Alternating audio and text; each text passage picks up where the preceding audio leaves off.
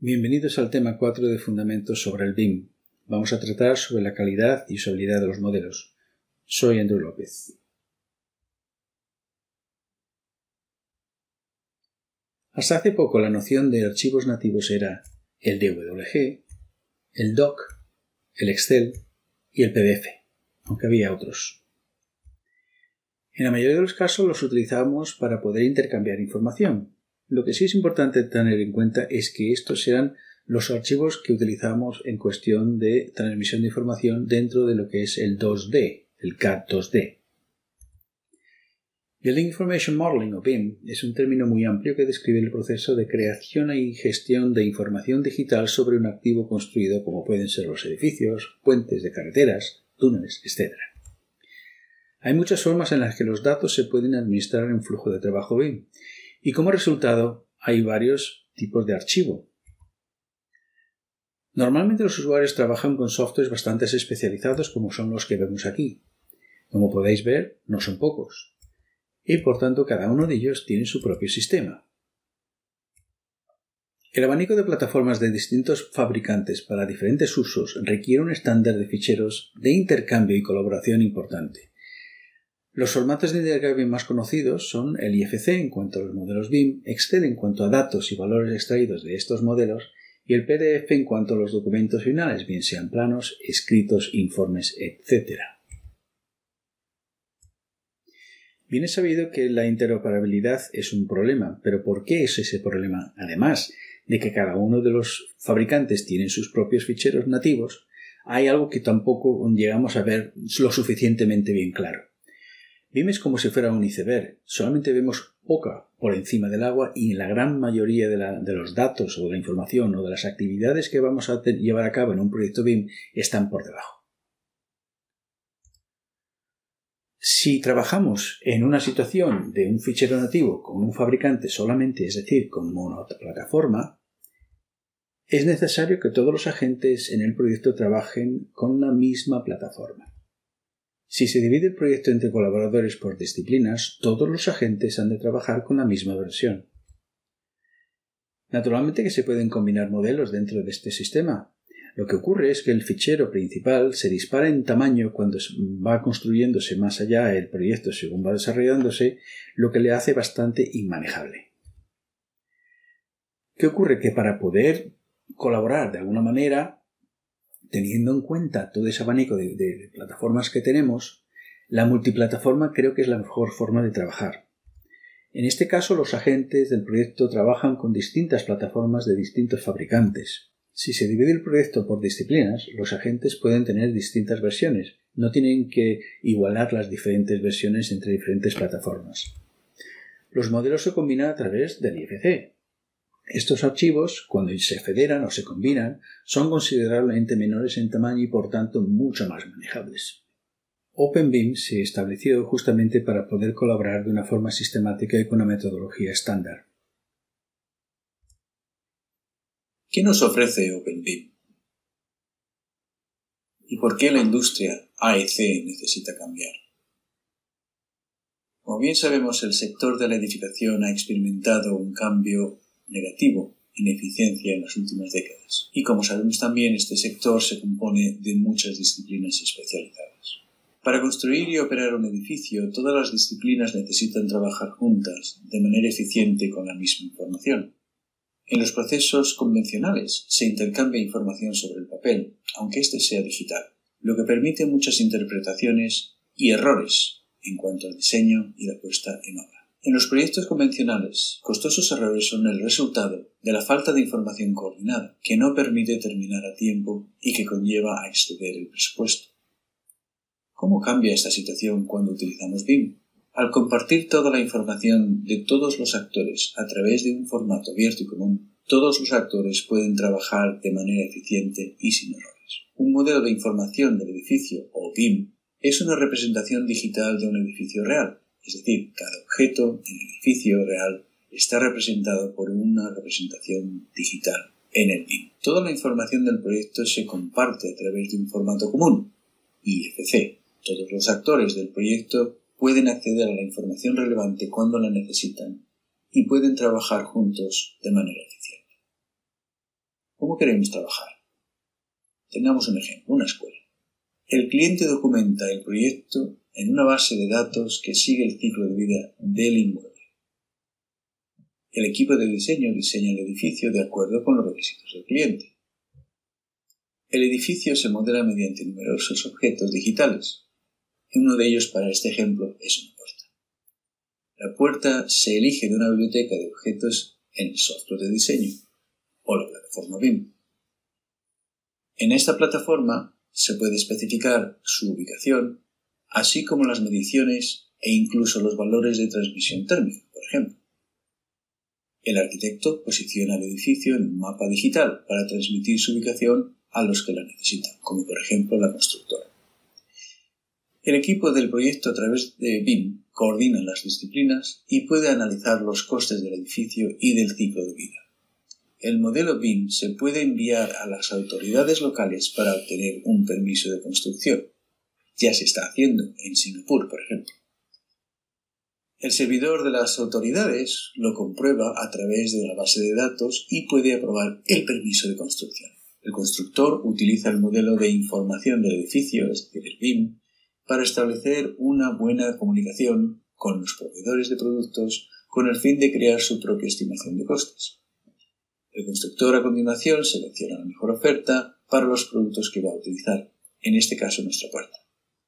Siguiendo las pautas del programa de construcción, la puerta se envía entonces a la obra en el momento oportuno.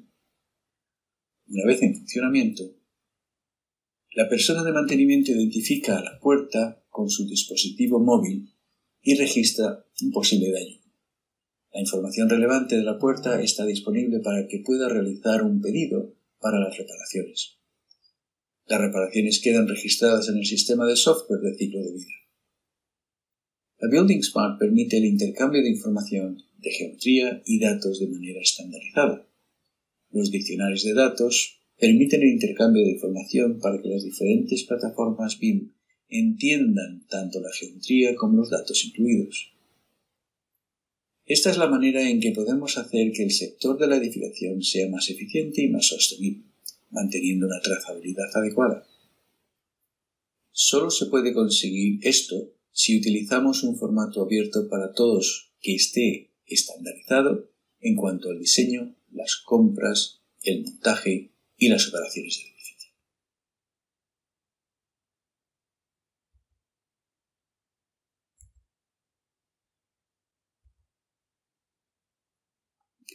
Los modelos BIM independientes contienen la información relacionada con cada disciplina específica. Para poder ver el proyecto de manera más transversal, casi todas estas plataformas permiten la inclusión de otros modelos dentro del entorno de la misma plataforma nativa o como referencia. El problema surge cuando al incluir otros ficheros de modelo, el modelo principal se convierte en un macrofichero que es de difícil manejo. Si además tenemos en cuenta las distintas plataformas y que utilicemos plataformas especializadas o locales, el problema se nos hace bastante más importante. Se pueden combinar modelos procedentes de distintas plataformas con un formato estándar, como en el caso de IFC que ya hemos visto hasta ahora. Esta manera de combinar modelos se le llama federar, es decir, combinar o federar modelos. Federar modelos se convierte en una de las piezas principales en el flujo de trabajo BIM. Para que la federación de los modelos sea correcta, es imprescindible seguir unas reglas sencillas que se suelen incluir en el BEP, es decir, el plan de ejecución BIM. Y estas son acordar un protocolo de modelado, acordar un punto de origen de coordinación para todos los ficheros de las distintas disciplinas, realizar una inducción del proyecto con los colaboradores en las que se realicen pruebas de exportación e importación de los ficheros IFC, al igual que los protocolos a realizar en cuanto a revisiones. La metodología BIM también permite una trazabilidad importante del proyecto. En este contexto es esencial que cada agente sea responsable de lo que produzca. Los ficheros IFC no se deben de utilizar como traspaso de información para que se sigan modelando. La mejor práctica es la de utilizar los IFCs de otros colaboradores como referencia. Referenciar, por ejemplo, el fichero de estructura al de arquitectura para asegurarse que los elementos que soportan estén coordinados con la arquitectura. Las modificaciones que sean necesarias las deberá realizar el colaborador responsable. Para esto, otro aspecto importante del BEP es acordar un protocolo de revisión del proyecto en sus fases de producción. Como hemos visto anteriormente, los usuarios que trabajan con distintos softwares como los que estamos viendo aquí necesitan tener un conocimiento sólido de los datos y formatos de archivos utilizados para tomar una decisión relacionada con la elección de los paquetes de software y acordar protocolos para la colaboración. Cada una de las plataformas que hemos visto tienen funciones especializadas y tienen distintos acometidos en un proceso BIM. Por ejemplo, aquí tenemos Viewpoint, o podemos tener ThinkProject, o podemos tener, por ejemplo, Navitouch o hasta Aconex, y estos no tienen nada que ver con la producción BIM. También hay otros que van a calcular, puede ser los que tengan relación con cálculos energéticos u otros análisis que se suelen hacer. Entonces, no necesariamente BIM significa modelar, sino el uso de esa información que naturalmente se genera a través de plataformas que modelan principalmente. Los formatos nativos son excluyentes y solo podremos colaborar si los agentes en el proyecto tienen la misma plataforma de un fabricante. Hemos dicho que debido a que existe un gran abanico de plataformas de distintos fabricantes para diferentes usos, es imprescindible un estándar de ficheros de colaboración e intercambio de información para esos distintos usos. Los datos del BIM, la I de la información, es una de las partes más importantes en el proyecto, especialmente si se sigue el ciclo de vida desde un diseño a un activo. El objetivo, además de una coordinación adecuada, es la de gestionar bien los datos, compartirlos entre las diferentes disciplinas, fiscalizarlos en tiempo real y la gestión activa y progresiva para la ocupación de la instalación. Los formatos de intercambio van apareciendo según las necesidades y los usos que se den a estos datos. Por ejemplo, el IFC tiene mucho que ver con la geometría y los datos paramétricos dentro de la instalación que estamos modelando. El GBXML es para el cálculo de energía que naturalmente puede extraerse de los modelos BIM o a través del IFC. El CityGML se utiliza para urbanismo y de nuevo proviene de diferentes modelos que van siendo ubicados paulatinamente en una ciudad o algo parecido. El LandXML se está utilizando mucho para las carreteras. Es un formato común que nos va a permitir generar esta información en diferentes plataformas de infraestructuras. El XLX, que es el nuevo Excel, nos permite extraer datos de los modelos BIM para usos generales, en este caso COBie. Y el BCF, curiosamente, es el que nos ayuda a intercambiar información en cuanto a las incidencias que se generan para la correcta coordinación y hacer seguimiento del proyecto cuando se va generando en los procesos de producción, en puesta en obra y al mismo tiempo en la entrega y en puesta en marcha. Es cierto que la utilización de la metodología BIM ahorra tiempo y dinero, pero al gestionar la coordinación con archivos PDF u hojas de cálculo se introducen ineficiencias y se pueden perder estos ahorros. Además, el proceso puede resultar lento, confuso y propenso a errores. Utilizando el enfoque OpenBIM como es el BCF, es decir, un enfoque neutro que cualquier fabricante puede adoptar, se puede intercambiar información utilizando cualquier plataforma BIM que lo soporte, lo que hace que la resolución de incidencias sea más rápida y precisa. Echemos un vistazo. El coordinador BIM puede federar modelos en una herramienta de fiscalización como puede ser Solibri Model Checker y crear un informe de incidencias en formato BCF. Todos los datos provienen de Solibri Model Checker y se alojan en Aconex y ahora están disponibles para todos los miembros del equipo.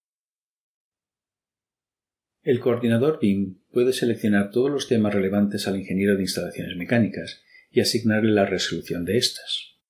El ingeniero mecánico, a su vez, abre el BCF en su plataforma BIM, como es el caso de DDSCAD, Una vez más, los datos provienen de Solibri DA-Connex, incluyendo el enlace del punto de vista que le llevará al ingeniero directamente al problema dentro del entorno 3D.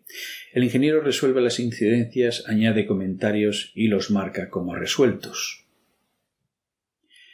El uso de herramientas como BIMET permite al coordinador supervisar las incidencias a lo largo del tiempo para mantener el proyecto en marcha. El enfoque OpenBIM, con los formatos como BCF, ya se utilizan a menudo en el sector hoy. Para más información, por favor diríjanse a buildingsmart.org.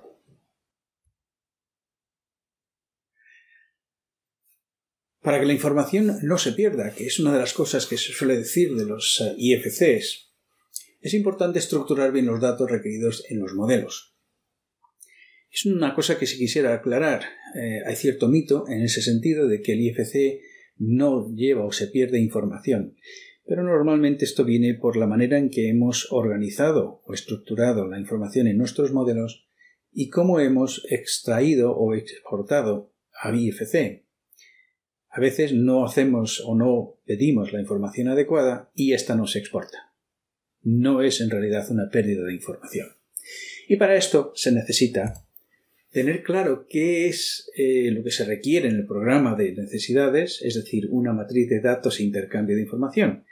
Aquí se debe de especificar qué es lo que necesitamos en cuanto a datos, bien para la parte de arquitectura, la parte de estructura, igual que puede ser la parte de instalaciones, teniendo en cuenta que estos datos son los que vamos a utilizar para su mantenimiento. Es decir, no se va a exportar todo, sino lo que se necesite. Pero hay que hacer un análisis previo de qué se va a exportar, con qué información y para qué. Incluir en los modelos estos parámetros al principio, aunque sin valores, hasta que se sepan o se vayan pudiendo rellenar. Establecer unas reglas de modelado común a todos, es decir, nos aseguremos de que todo está estratificado, organizado, jerarquizado, de la manera que todos puedan encajar no solamente en el 2D, en planta, sino también en el 3D. Por ejemplo, no podemos estar modelando pilares que lleguen desde el sótano hasta la cubierta, pasando por 10 plantas, porque no se construye así. Debemos de asegurarnos que no nos confundimos con modelos analíticos de estructuras en contra de modelos que se van a utilizar para la construcción de ese edificio. El modelo analítico puede tener diferentes definiciones, pero en cuanto a lo que vamos a utilizar para construir, para edificar, deben de ir estratificados por niveles. Establecer un protocolo de exportación a formatos estándar e intercambio comprobado, es decir, no solamente decimos, vamos a hacer un IFC y de aquí en adelante todo va a salir bien. No, hay que hacer pruebas, hay que asegurarse que las diferentes plataformas escriben hacia ese IFC de manera correcta, porque de lo contrario empezamos mal desde un principio. Bueno, hay más de 5 estándares básicos en cuanto al IFC y los complementos suyos. Como podéis ver aquí en la tabla que tenemos a la derecha, hay varios, es decir, la Information Delivery Manual, que simplemente nos dice cómo vamos a entregar la información que queremos entregar, el IFC, el BCF, el IFD, que es el International Framework for Dictionaries, es decir, un lenguaje común que nos permita entendernos cuando intentamos escribir un IFC y que todos llamemos a las distintas partes del edificio de la misma manera. Una cosa importante también son los Model View Definitions, es decir, cómo se traduce lo que se requiere a cualquiera de las plataformas en la información visual o gráfica y también todos los datos que contienen. Por eso decíamos anteriormente que el IFC es el sistema operativo básico que transporta la información y los datos. Es el ISO 16739. El IFD, que en realidad se incluye en BSDD, es decir, del Building Smart Data Dictionary, y recoge los términos de vocabularios y atributos de las cosas que se incorporan en un modelo. El IDM, que analiza los procesos individuales y los asigna para comprender qué debe fluir y cuándo. Este ISO es el 29481-1 y el ISO 29481-2. El Model View Definition en realidad son las aplicaciones que se ejecutan en el IFC y traducen los procesos en requisitos técnicos. Ahora hay un MVD electrónico que los proveedores de software pueden admitir para cualquier número de MVDs que necesiten. El BCF, o Beam Collaboration Format, ya lo habéis visto, proporciona la capacidad de gestión de cambios a través del seguimiento de incidencias y permite un ciclo completamente administrado. ¿Qué estándares hay? Bueno, ya sabemos que hay el IFC3, el IFC4. En realidad el 2.3, que es el que tenemos ahora, es un esquema que empezó hace ya mucho tiempo, desde el año 95. La denominación de estos es un poco confusa, así que dejadme explicarlo un poco. Tenemos en realidad unas versiones anteriores que empiezan desde el 1.0 al 1.5, el 1.51 y luego se lanzó la serie 2, 2x2 y 2x3. Y después de esto la versión en realidad se convirtió más sencilla porque le intentaron llamar el IFC 2.4, pero en su lugar simplificaron la denominación a la versión IFC 4. Ahora en la próxima que tengamos vamos a tener la IFC 5. Aunque el IFC 2.3 sea la versión anterior, sigue siendo la versión que más utilizamos actualmente y probablemente será una versión que domine durante un futuro cercano. La razón de este retraso en parte es por parte de las herramientas BIM que tardan en implementar la compatibilidad con esta nueva versión. Además, muchos de los proyectos en curso están ya utilizando planes de ejecución BIM que indican que el formato de intercambio es el IFC 2.3. El IFC 2.3 contiene algunas limitaciones y ha recibido algunas críticas, por eso Building Smart está aportando estos elementos en las siguientes versiones, como es el IFC 4 y IFC 5 y las posteriores. El IFC 4 contiene el soporte para geometrías y parámetros o instalaciones, estructuras e incluso un formato XML simple, que actualmente no lo tiene. El IFC 5 en un futuro nos va a permitir incorporar distintas disciplinas, como por ejemplo la infraestructura, y va a ser un impulsor de capacidades paramétricas mejoradas, que nos va a ayudar a definir mucho mejor la información, no en ciertos criterios como puede ser de la edificación, sino como indicaba anteriormente, criterios de infraestructuras. ¿Y por qué clasificar los datos? Bueno, clasificar los datos significa estructurarlos de una manera acordada para que los diferentes actores puedan encontrar fácilmente lo que necesitan y lo entiendan. Un sistema de clasificación es como un lenguaje común. En BIM, la clasificación permite que las personas, el software y las máquinas compartan y utilicen información del edificio de manera eficiente y más precisa. La importancia de la clasificación es cada vez mayor a medida que los equipos para la construcción de proyectos se vuelven más complejos e internacionales. Y a medida que los propios proyectos generan más y más datos, se confía en ellos para autorizar o para automatizar procesos, tomar mejores decisiones y operar distintos dispositivos.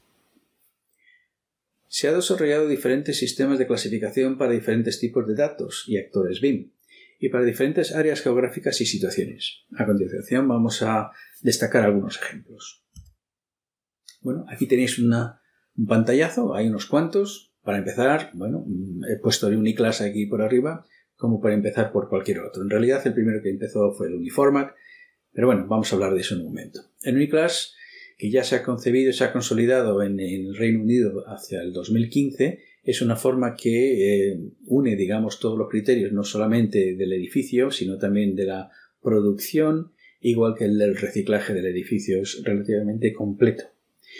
El equivalente sería el OmniClass, que es de Estados Unidos, que también incorpora algo parecido al Uniclass y que es bastante completo.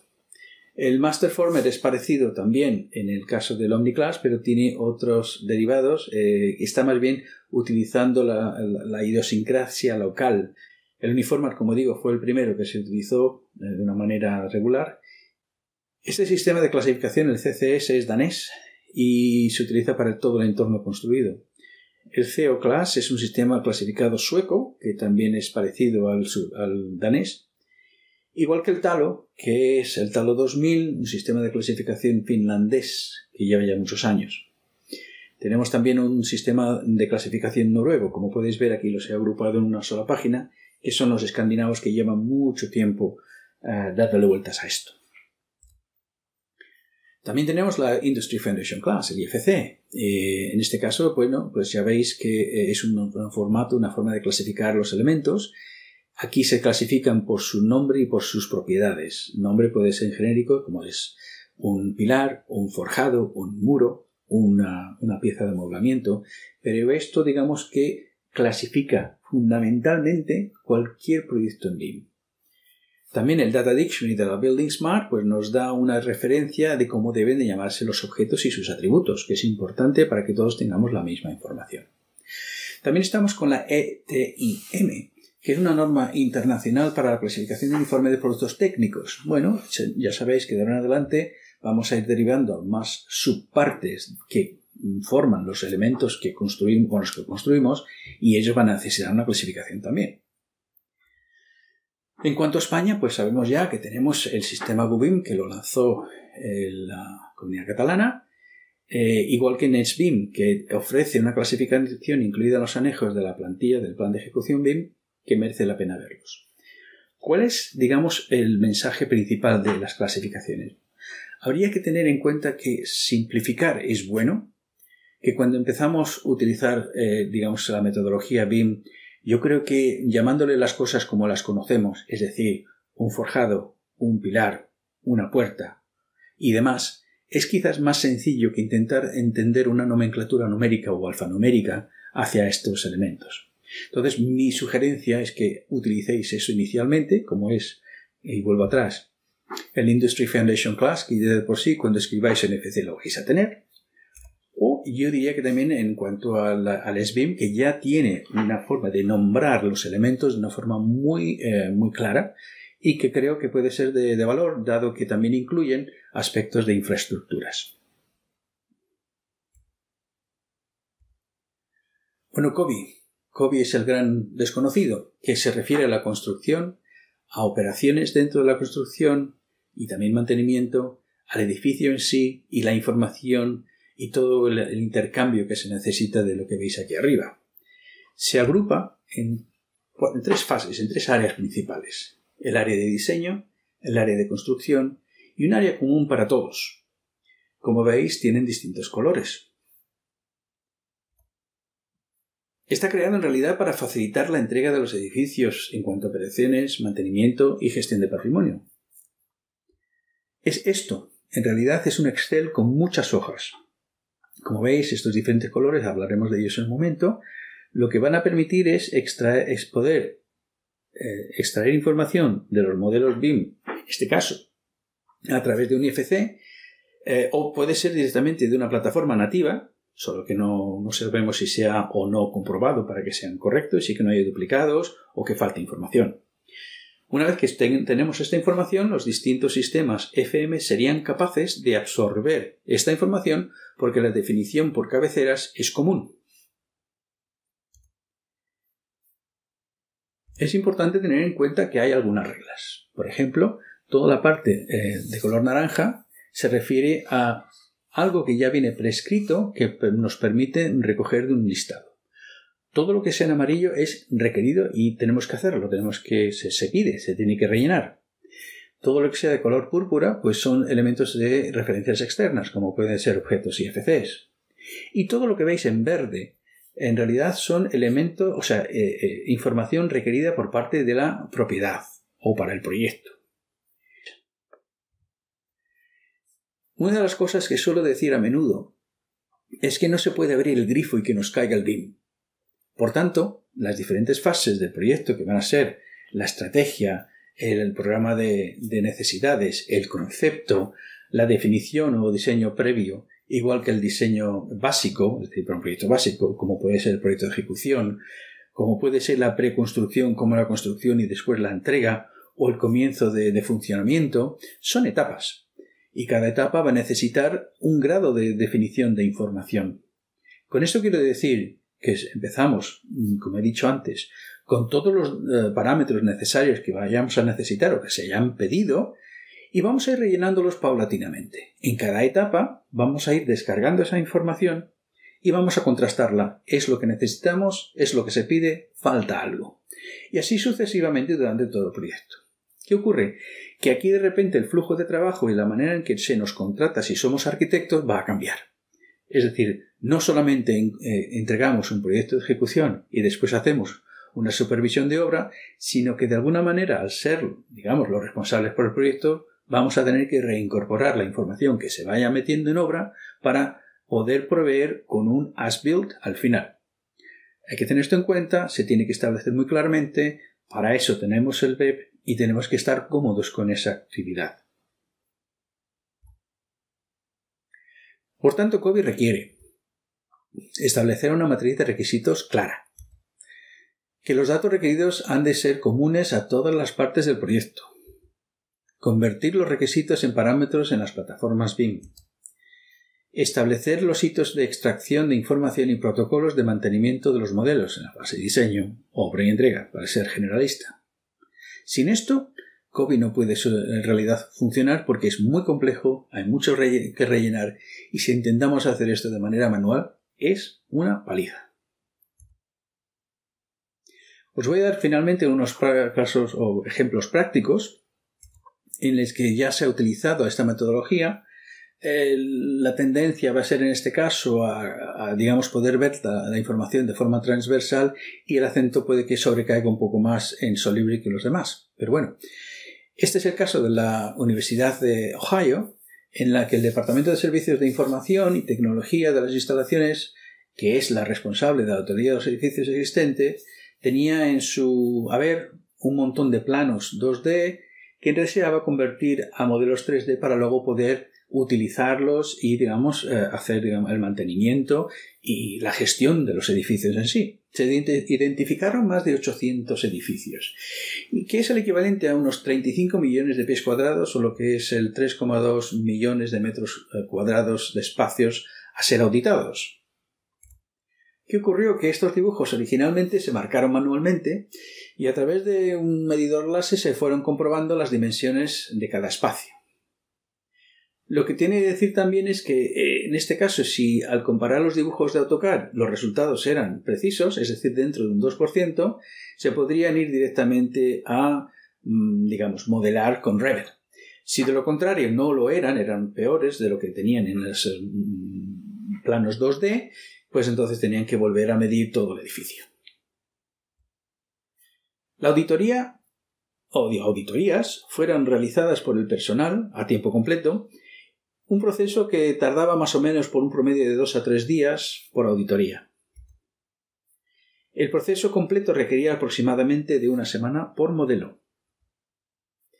Con la utilización de un programa, en este caso Solibri, el manual de auditoría se redujo de 22 a 5 páginas. El promedio de la auditoría se quedó en torno a 5 horas, en comparación con 2 a 3 días. Y el proceso tomó un día en completo, comparado con una semana. Naturalmente, la eficiencia y, digamos, la exactitud de los datos era importante.